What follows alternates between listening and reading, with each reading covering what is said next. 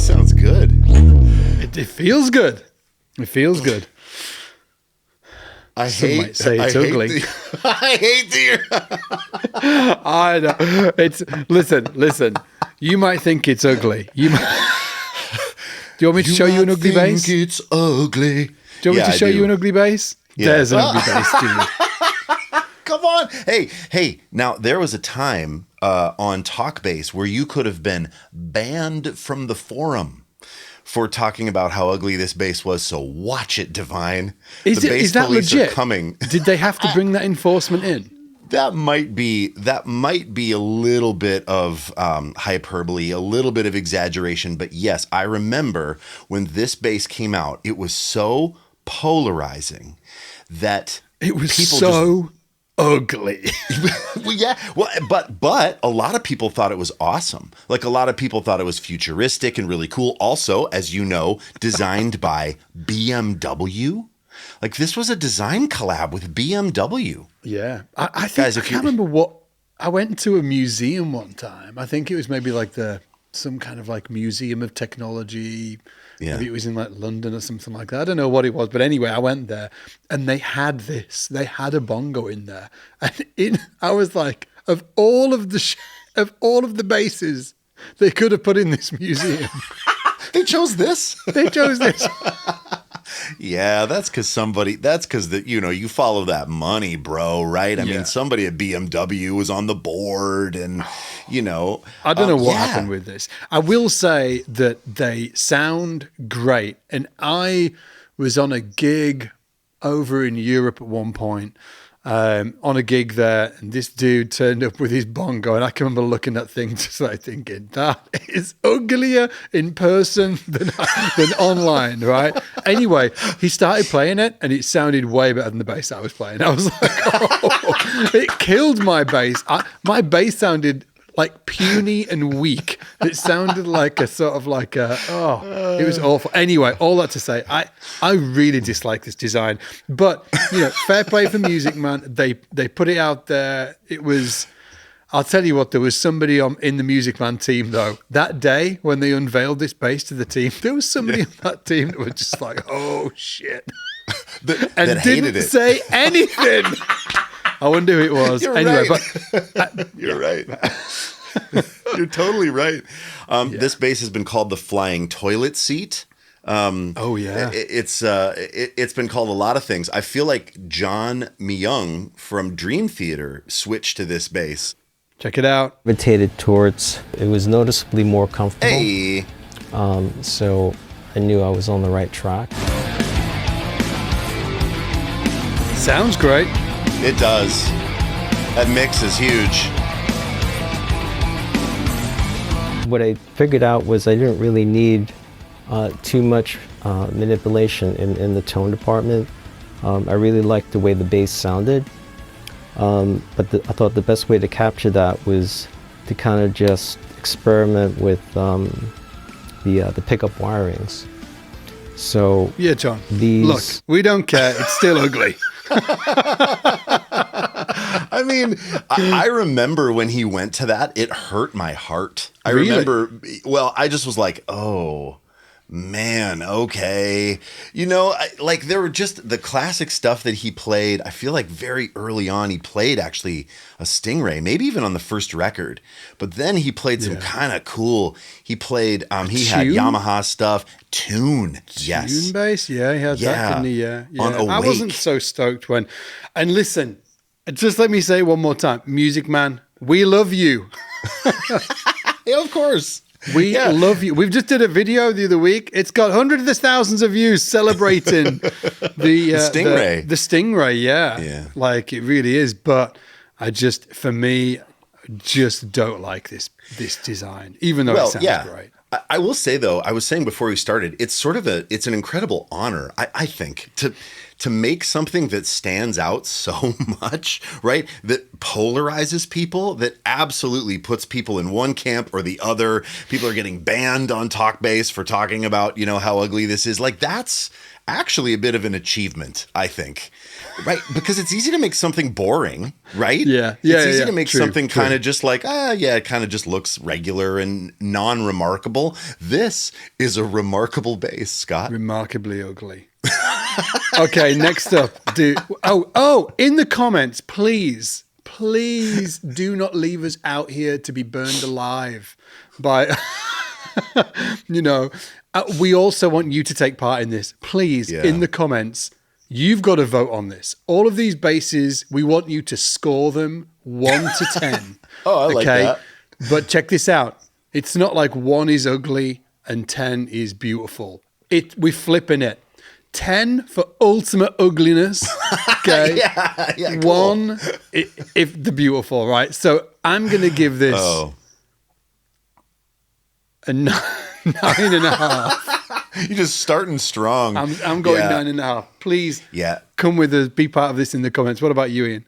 I have softened to this over the years. I still don't love it, but I remember seeing it and having a visceral reaction. Like, I think I was like, what? Like, I think I yelled at the computer when I saw this. I don't feel quite as strongly anymore, but it's still, to me, pretty bad.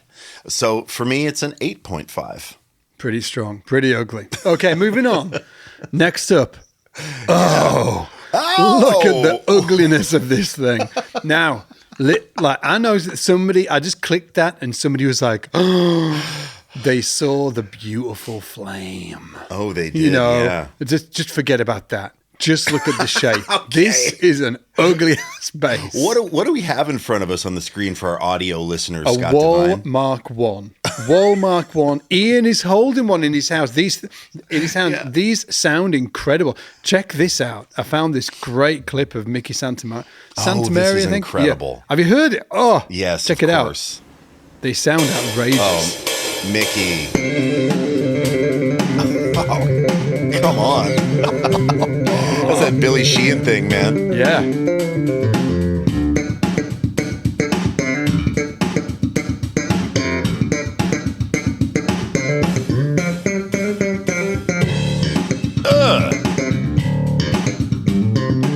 It just kills me. They sound absolutely incredible. Played by legends. Paul McCartney. Flea, Blood Sugar Sex Magic, Justin Chancellor, Geddy Lee, right. Like played by legends. Mick Karn on a fretless. Mick Karn. Mm-hmm. So that just shows, just like their sheer ugliness is still doesn't stop people playing these basses. That's how great they sound. Dude, you're out of your mind, because I remember when we did the video on the wall, because you have one. You bought I do, and it cost a pretty penny as well. It did. And it's a Mk1. Yeah. So let me say this. This, to me, this is sad for you, Scott Devine. You know why? Because this is England's biggest contribution to the bass guitar. It's England's finest contribution in my mind. And here you are, you may as well be disparaging the Queen, bro. You're disparaging the I'm Queen. not saying it's as ugly as the Bongo. I'm just saying it's, like, it's not our greatest design. And I will say that I've warmed to it. So when I first saw this bass, I was just like, what on earth? Why? Because of whoever the designed this, horns? what were they thinking? It's just got these look at the horns on it. They're like little nubbins. They're like warts. You know, when you find a wart on a part of your body, you didn't even know that you had a wart on this part of your body, and you find it. It looks like one of them horns. No, it doesn't. But I will say, for me, when I first saw this bass, it was an 8 out of 10 in terms of ugliness. Now, I actually think there's some kind of there's something about it, like retro. Like I prefer the ones like yours actually than the ones with flame tops like this, like a Wenge. So like a simpler Wenge situation. Yeah, I love the Wenge on that. It looks beautiful. So for me, this is like a 6 out of 10 on the ugliness scale. What about you? You're like down here at 2, aren't you? You love this thing. I do. I mean, but for me, it was Geddy Lee playing the solid color ones, right? He had a red and a black one in the 90s, I think on maybe Presto, or maybe there was even a record before that. Or Roll the Bones, something. But I remember seeing this first with Geddy Lee before I saw the natural wood ones. And I really liked the like high gloss black one that Geddy played. Yeah. But then the wooden ones took me a little while to warm up to. I'm at a 2. I'm at a 2. I think this is a really, really cool design. And I think the headstock is also really cool. I think it's hard to make a good looking headstock. I think this is a good looking headstock. But you guys, also, this is so subjective, and we're just going to be such assholes in this episode. I'm just feeling that headstock it right now. It's like a spade. Dude, I dig it. I dig this headstock. I like the symmetry. And you can dig with it. Attaboy. Yeah, what about you guys? Let us know in the comments. On the ugliness scale, 1 to 10, what is this for you? Yeah.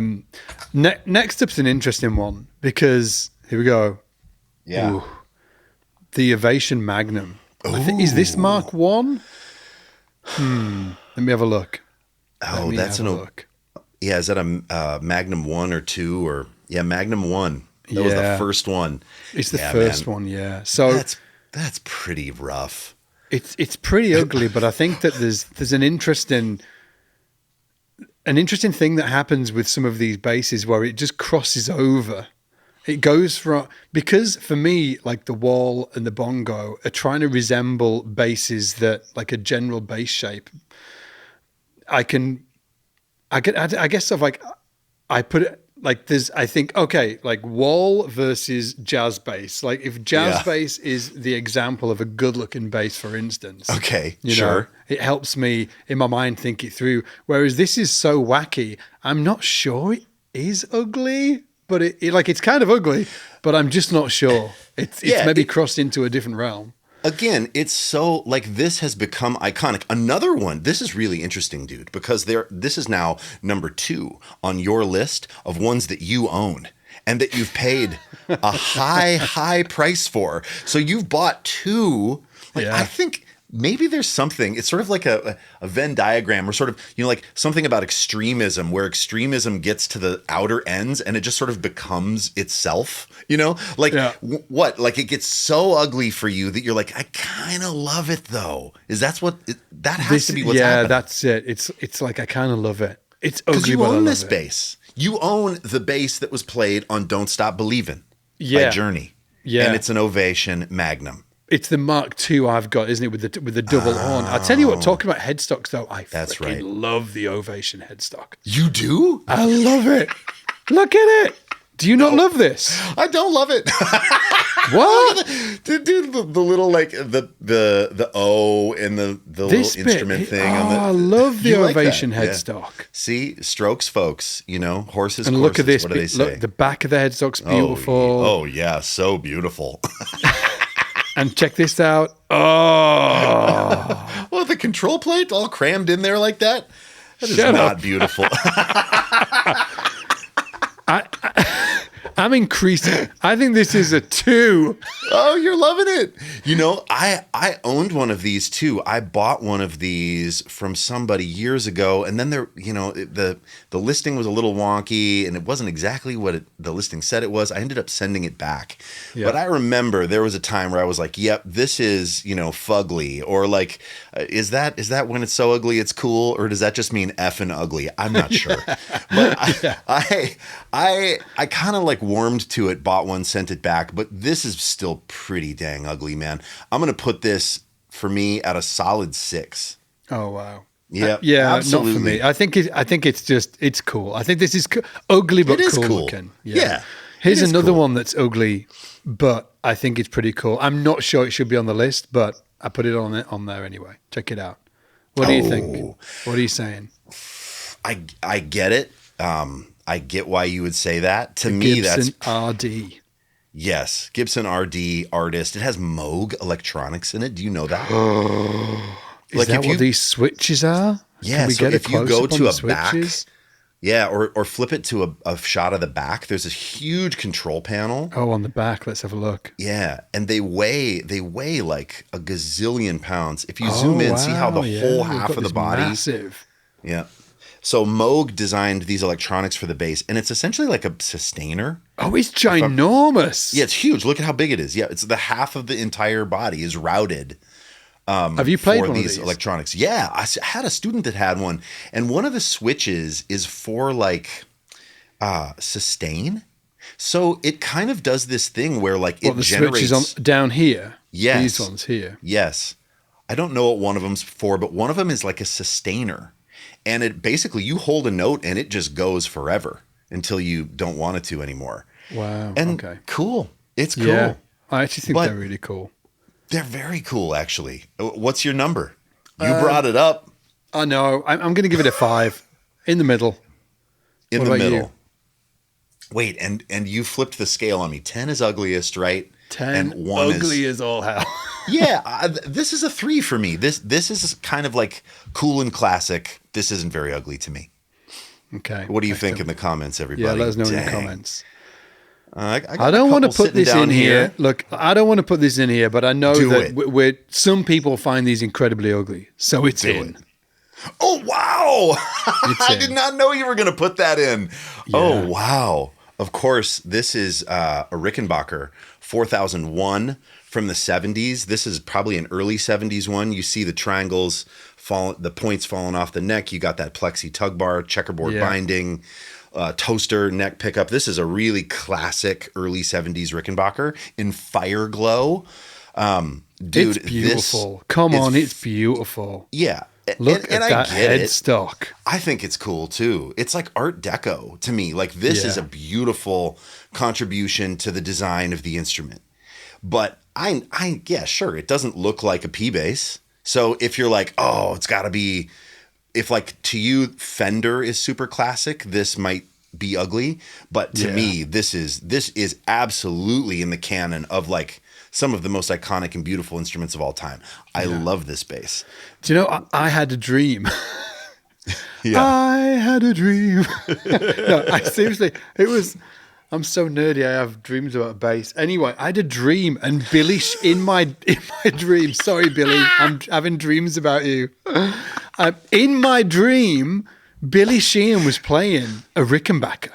Oh, cool! And I woke up and I was like, "Holy shit, Billy should play a Rickenbacker." Yeah, it was awesome. It already has the stereo outs, right? Like he was doing that, and I wonder if he ever did, or like ever messed around with one. Yeah, that's a great idea. Yeah, this is a 2 on the ugly scale for me, by the way. 2. It's almost the most beautiful bass of all time. Maybe it's a 1. I don't know. Yeah, I can't even believe that you gave it a 2. That's offensive to me, good sir. This to me is like a 0. This is a 1. I mean, if 0. I have to is give this it the most beautiful bass? I mean, it's up there. I just think it's so iconic and cool. I've always loved these. I mean, partly too, like Geddy Lee playing one of these. I grew up loving Rush, so seeing him play that classic black Rick, just like the 70s, man, incredible. Absolutely incredible. So yeah, anybody like this is one that I say, oh, if you don't like this, we just have like fundamentally different taste, and it's all good. It's all good, dude. Yeah. Right? It's all. I will say as well, they're super annoying. We did a video, and I think it was titled something like "The Most Annoying Bass of All Time," and this was the bass. But what we weren't talking about is how it looks and how beautiful it is. So I do think it's really beautiful and annoying. So go check that video out if you haven't seen it already. It's a really fun video, and but they're just gorgeous basses and just and also sound killer. They just sound beautiful. They're absolutely iconic and their own thing. It's a thumbprint thing. They're one of the most. Yeah, I mean they're in a top 5 list among jazz basses and P basses. I've got one for you right now. In the spirit of some people think they're ugly, right? In the spirit of that, go for it. Oh, the Antigua. Antigua jazz. I absolutely love Antigua finishes.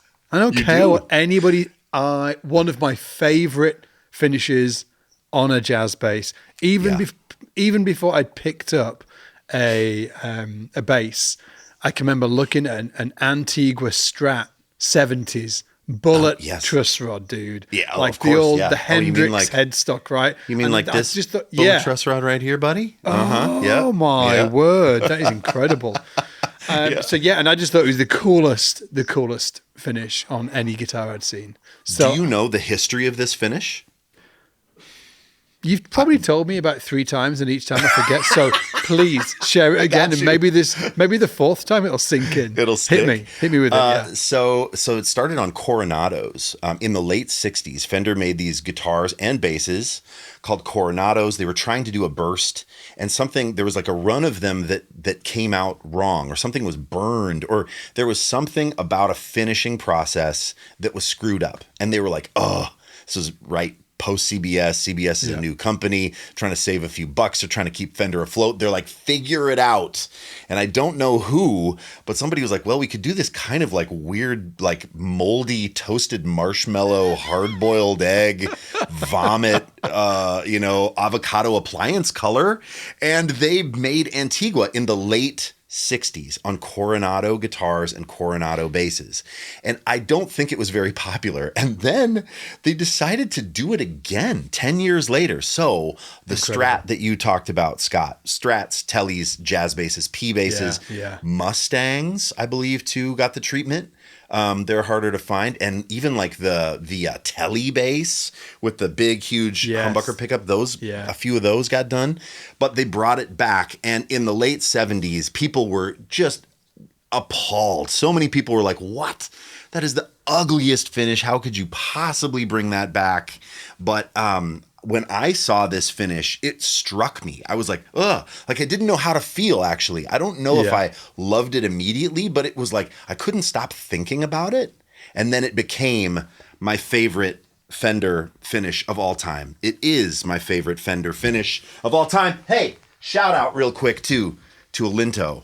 I went out and hung out with the Alinto guys. They made this jazz bass for me. This is their take on Antigua. This is like a golden Antigua, which I think is really lovely. But I'll tell you what, I posted this bass and there were people that were like, "Wow, that's incredibly ugly. It doesn't look exactly right." And I feel so passionately about my love for this color that it's sort of like, I've said this before, but if you don't like it, like I don't trust you. I'm like, oh.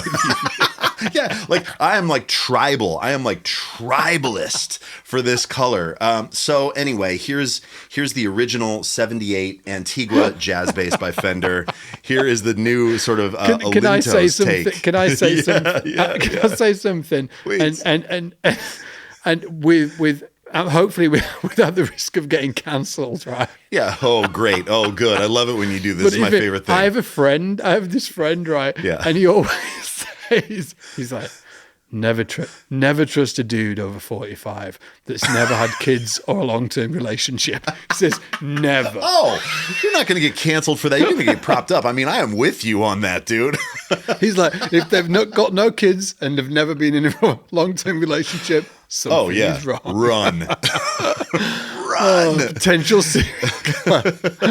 Anyway, hey, wasn't me. I'm just saying, for anybody that's like 47 out there and you're loving that bachelor life, right? Wasn't me. We're just jealous. That's all. We're just jealous. That's all. Okay, next up, bit of a weird one. But leave it in the comments. What do you think of Antigua? We need to rate this, dude. Don't you be moving on so fast. 1 or 2 for me out of 10. Beautiful. Yeah. Love the Antiguas. Same. It's my favorite finish of all time. So it's a 0. It's a 1. I don't care. But what do you think? Do you hate this? Is this like egg? Is this like rotten egg colored for you? I don't know. Maybe it is. I love it. I love it too. Here we go. Okay. So next up, boom.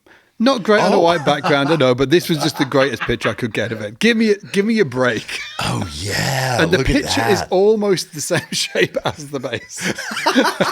So let me with the cursor just go. Here's the bass. So it's a Steinberger. What's the model name, Ian? This is actually an XL2 Steinberger. The original was like a black L2, had bolts in the front of the body, but the same shape. This is also called the affectionately called the broom bass, right? Because it looks a bit like a broom. You dust up the flat. I don't know. Yeah. Right. And it is absolutely polarizing. This is another one that a few people jumped on board with in the 80s. The L2 came out early 80s. This is a Steinberger, Ned Steinberger design. It's all got carbon. It's headless, so amazing to travel with. Like, my word. Right. If you can make this work for you, like, wow, amazing. And I guess sort of like something that worries me about the design is that it's got no, like the shoulder there, it's got no shoulder to the bass. So I don't know what it, like I've never played. Have you ever played one? I have. My uncle had like a Hondo knockoff. But like? Actually, I don't know that I've ever played a real Steinberger. It was weird. I like sat with it with the thing, the leg, that little black thing on the treble side, like pops folds out, right? Does it fold out so you can sit down with it? Yeah. And then what's all this about? So that is the way you attach it to a strap. That's the upper horn strap button. So that thing swings out, literally like out of the bass. Got it. So it moves out here, and then you attach the strap to it. Yep. Got it. And then it plugs in on the back. I mean, so weird. And I said it was made of carbon. That's not true. It's made of sort of like a polycarbonate. It's not wood, right? And I think they don't have truss rods. Scott, is that right? I'm not sure. They don't. And the idea is this is going to be a travel-friendly instrument that's going to sound modern and bright. Yeah. It's not made out of wood. It's never going to warp. It's that kind of, the spirit of that was really alive in the 80s when people like Ned were trying to do things that were very different than the Fender thing. But, I like it. Yeah, okay. All right. Yeah. I love that you like it. I think that this is when the big swings go right. So, for instance, I'm so sorry, Music Man. I'm saying Music Man. Is it Ernie Ball or Music Man? It's Ernie Ball, actually. I'm sorry, Ernie Ball. Like the bongo for me is an example of when a big swing goes wrong. Yeah. For me, Sure. right? This is when a big swing goes right. I think this is a cool looking bass. Yeah. Would I play one as my main instrument? I'm not sure, but I'm going 5 out of 5. Yeah, this has changed for me over the years. 10, sorry. 5 out of 10. You're right in the middle. This one has changed for me over the years. I think years and years ago in the 90s or maybe early 2000s, I would have been like, that's ugly. This is, I'd be like, man, that's a 7 or 8. But I've really softened to this. I want one, actually. So I think it's a classic. It's an 80s classic. It's undeniable. So I'm going to be a 3 for this one. I'm a 3. 3. Yeah. Dig it. Okay. Yeah. Next up. Yeah, what do you got?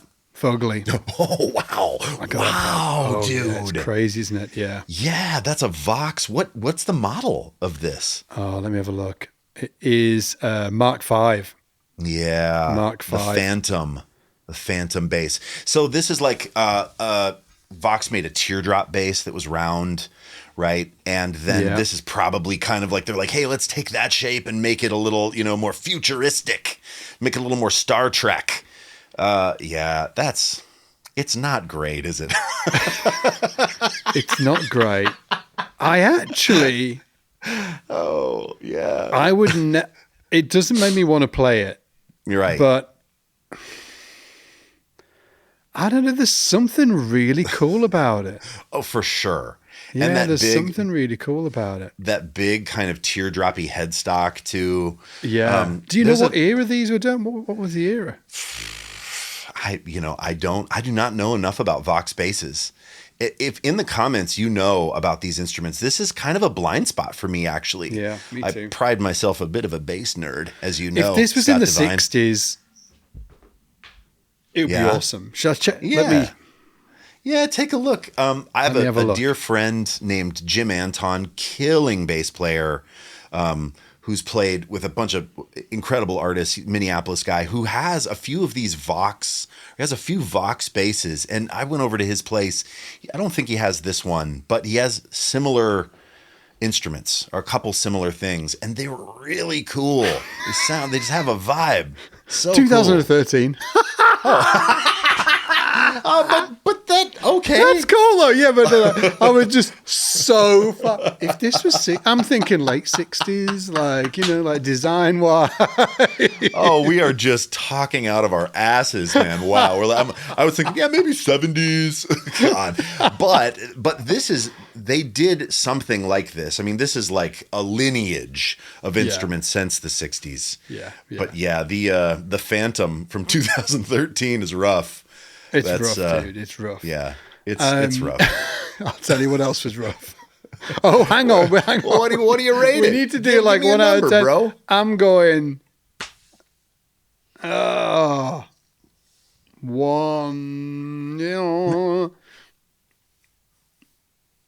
6 out of 10. 6 out of 10. It's pretty. I'm gonna do a 7. Yeah, it's.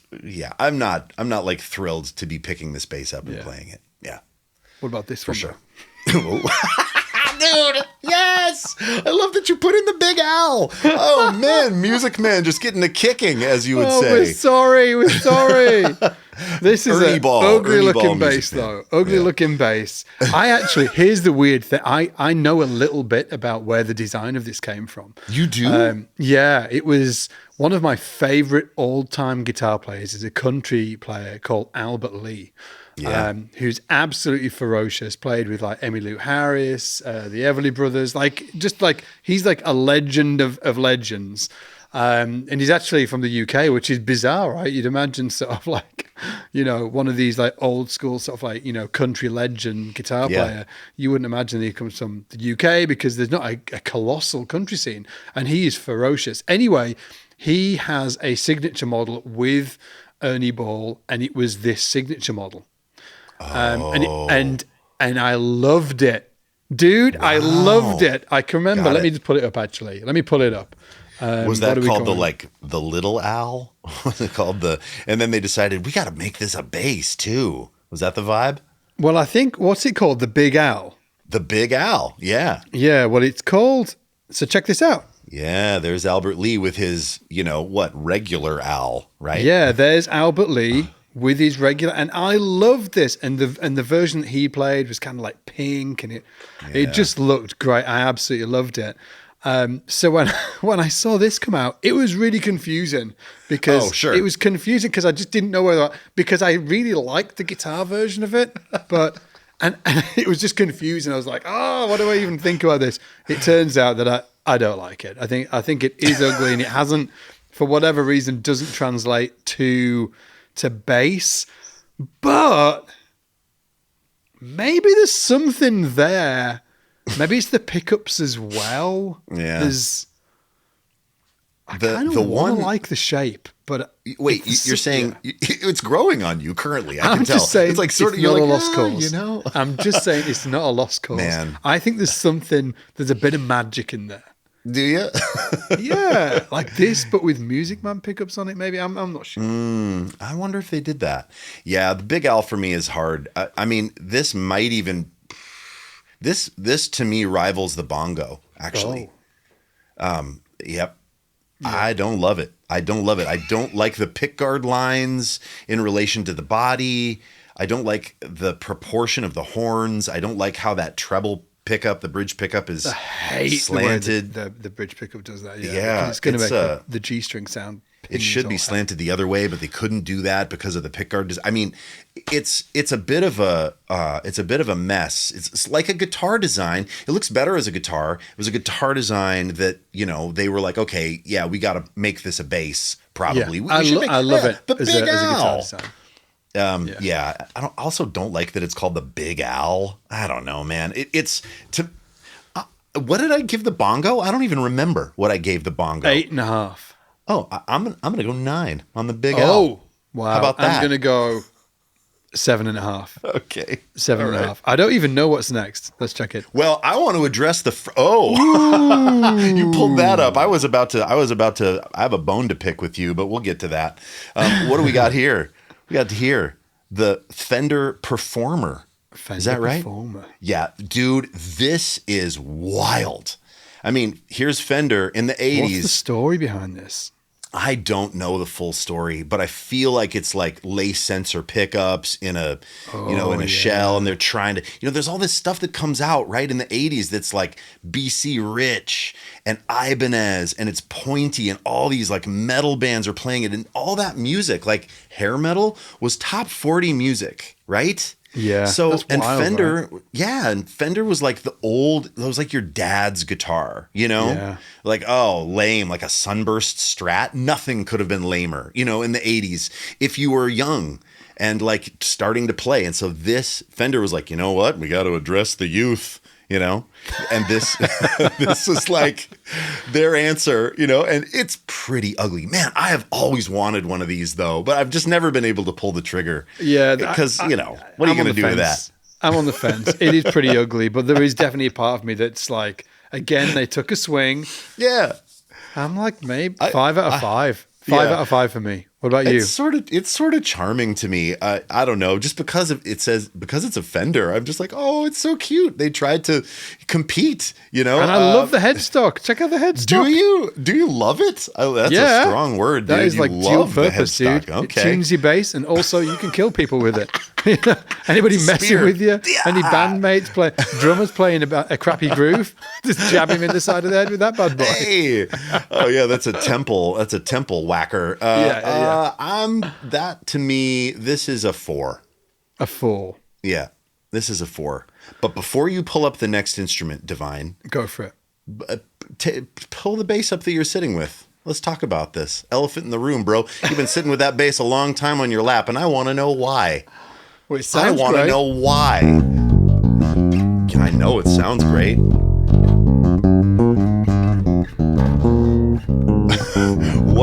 What bass? I don't know, that? man. There's something. It's a Spector. It's the NS2 shape. Yep. And I like the NS2s, but I just, for whatever reason, I don't like this version of it. And as I was about to make this video with you, I was looking around. I was like looking for an ugly bass, and this is as close as I could get. Unfortunately, not that ugly, but I don't know. Let us know in the comments. What do you guys think? Well, look. What do you think about the NS2 shape? Please let us know in the comments. Other than it was stolen and used by another bass company. Yeah. Oh man, and I got a little roasting on the U2 pod episode for not mentioning like Warwick. Someone was like, "You guys have a bone to pick with Warwick, and you never talk about him favorably."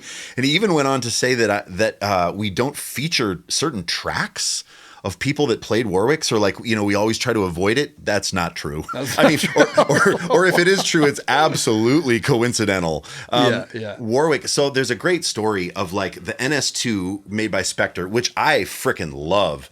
This is another probably pretty polarizing design, but this was designed by Ned Steinberger, who did the Steinberger L2 XL2 bass, but with this curved body. So Ned and Stuart Spector made this bass in the late 70s in Brooklyn. This model is from 2013, I believe. I love this because of all the 80s and 90s music. They sound incredible. I fell in love with this instrument, and I don't care. I freaking love it. But yeah, so Warwick wanted to license the body to do streamers, and something went wrong in the deal, and I don't exactly know what happened, but Warwick did it anyway. Spector was apparently like, they didn't want them to, but had no maybe legal recourse. Someone might be able to explain. Maybe I shouldn't have said they stole it. I feel guilty now. Yeah, they stole it. Yeah, and I think there's probably been a lot of companies that have done that, taken a design, but there was some bad blood there, right? So there's kind of like Spector camp and Warwick camp, and I love the Spectors, but I just haven't played very many Warwicks actually. Like I don't even know that I've ever played a streamer. I've never played a Dolphin. I love the streamers. My favorite bass used to be the Dolphin. The Warwick Dolphin. The Warwick Dolphin. Yeah, I think that they look incredible. And then, and I love the streamers. I absolutely love the streamers, and I love them predominantly because Stu Zender played them. Right. And it was just like, like you couldn't beat a bass player in the UK and not love Warwick streamers. You couldn't, because you couldn't love Stuart Zender. Right. That, it was just sort of like baked into bass culture in the UK. It was just, So Spector started that whole, well, you know, Ned Steinberger with Stuart Spector, with Spector basses in Brooklyn, started that whole thing. And it's cool. The history of that is very cool. So yeah, dude, you giving the NS2 a kicking right now, bro? No, dude, I like the internet, dude. What, are you about to give my next one a kick in? Because you wanted to pull this up. Oh yeah, let's see. I'm sad about this. Oh, let's go. Yeah, dude. I am sad about this. I cannot believe that you think these are ugly. I cannot believe that you love this. Look at that. I want you to love open. Like maybe you need to take off your glasses, or I don't know. I don't know what the hell is going on right now. Alan, I'm talking to Alan. Alan, what the hell? What's Scott smoking right now? Is that a weird looking bass? Alan said the pickups look weird. Yeah. I think it just looks awesome. No. Yeah. This is a Curbow. Dude, Scully Sverrisson plays one as well. My favorite bass player plays. Well, that's why you like it. I love this bass. Right, of course. I remember when these came out, I was working at Mars Music in Bloomington, Minnesota. It was a competitor to GC that went under in the 2000s. And we had the sort of like cheaper, the Court Curbow version of this bass. And I just remember... Dude, I remember thinking that it was absolutely dreadful. Yeah. So I don't like the small body shape. I don't like the cocked neck pickup. I don't like really anything about this. I don't like how the knobs are all squished down there by the bridge. I don't like 24 frets and no. I love it. Listen, if anybody has a 5 or 6 string Curbow, like one of the real ones, with the Rockwood neck, please give me a shout. Email Scott's Bass Lessons. Please email Scott's Bass Lessons. I will buy it from you. I have incredible. Oh, dude! Like, should I tell you the one? And we have to call it. We have to call it after this because we've got the live stream. But check this out. Oh, look at this. Oh, look at that. Dude, you cannot tell me that that's not beautiful. I can and I will, and I'm doing it right now. That 6-string, petite, flat top, Rockwood neck. The necks are wide. Look at the. Oh, dude! Look at the case. You could sleep in that thing. It's like a plush hotel. Look at the headstock. Your only saving grace is that you like Antigua right now. Your only saving grace. It's the only thing saving you. Our friendship is over. You will not be getting a Christmas card this year. God damn it. Anyway, people of the internet, please let us know what you thought about our ugly basses today that we wanted to share with you. And please score them as well. Remember, 10 maximum ugliness, 1 so beautiful you might slip it under the covers at night. And also we've probably missed a ton of other ugly basses. We'd love to do a round 2 of this. Let us know in the comments what we missed. We will make sure to get them in the next video. And hey, if you're enjoying the content as well, please subscribe to the channel. We're really trying to hit a lofty goal of what we're trying to get to, like 1.5 million subs this year. 1.5, yeah. Oh my giddy aunt. Anyway, so please consider subscribing. Be part of our mission to hit 1.5 million subscribers this year. And we'll see you in the next one. Take it easy, guys. Take care, everybody. Bye.